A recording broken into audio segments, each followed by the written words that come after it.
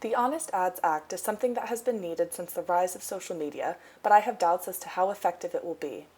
Clearly, political advertisements have become highly influential to any modern campaign or election, but so has the trend of releasing false information.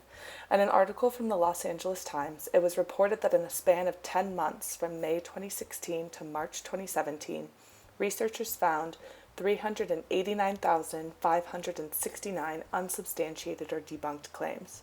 Twitter also removed millions of bot and fake accounts that were responsible for sharing this information. So although Twitter can ban paid political advertisements, they cannot prevent popular accounts from posting misleading or blatantly false information that can have the same, if not larger, reach than some advertisements. Due to the fact that this will only affect paid promotion, I'm sure political campaigns and organizations will easily find a way around this.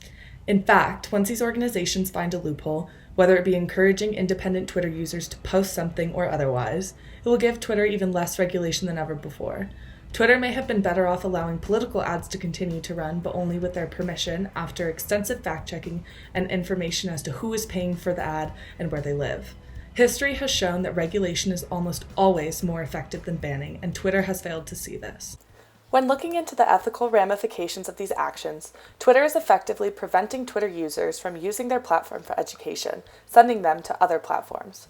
Consumers that previously wouldn't go to Facebook for political information will now be more inclined, therefore exposing themselves to more unregulated political ads. Is it really fair or ethical for Twitter to leave this in the hands of Facebook?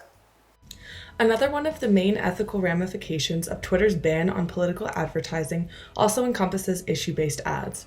A lot of young Twitter users depend on the platform not only to make political decisions, but to become informed on other issues. Many young people won't go out and find another source for their information and will just stop being exposed to it altogether. In the Vox article by Emily Stewart, it was stated that one of the worries is that banning paid ads will favor incumbents and politicians who already have big followings. I do not think that this makes this move unethical. The truth is that political campaigns, social media involved or not, have always favored incumbents and politicians who already have big followings. That is the benefit of being in the public eye and being a familiar face. Some may argue that regulation by Facebook may conflict with the First Amendment right to speech. I would argue that the First Amendment right to speech in our country does not apply to Russian agencies, or any foreign agencies for that matter, that wish to be involved in our democratic processes. Next, we ask the question, how will these decisions affect programmatic media planning? I believe programmatic media planning will become highly more competitive than it is right now. I found a very interesting point made by Phil Vangelakos, Senior Vice President of Push Digital, in an article by The Drum, where professionals in the advertising and marketing business were asked their thoughts on the Honest Ads Act. Vangelakos mentioned that with the level of transparency that the Honest Ads Act requires, anyone willing to dig through the ads Facebook would have to save as part of the bill would have access into detailed campaign strategy information, such as who a campaign targeted, when, with which content, and the costs associated. Therefore, from a campaigning perspective, it's an open playbook for the other guys to work from. This means that some marketing strategies will no longer be private property of individual marketing agencies. In effect, we will see similar forms of programmatic media planning become more saturated. On the other hand, this opportunity shows potential for new, innovative marketing tactics. I believe the effects of Twitter's ban will be the same as most bans we've seen from our government. When alcohol was banned during the Prohibition, Americans continued to consume alcohol, but in a more dangerous way, having to bypass the laws. When abortions were made illegal, abortion rates didn't go down, but abortion-related deaths rose.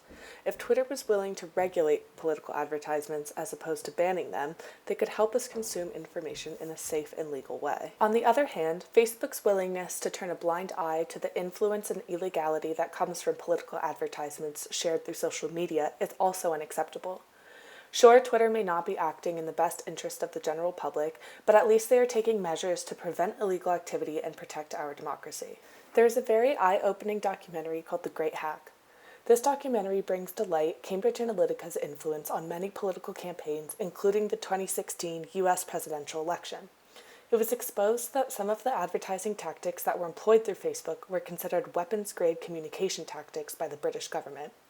This means that if we do not regulate political advertisements, foreign agencies similar to Cambridge Analytica are capable of changing the behavior of an entire nation through micro-targeting strategies, which they have done successfully with the 2016 presidential election, the Brexit campaign, and many more. In conclusion, it is clear that this kind of interference is not just about free speech.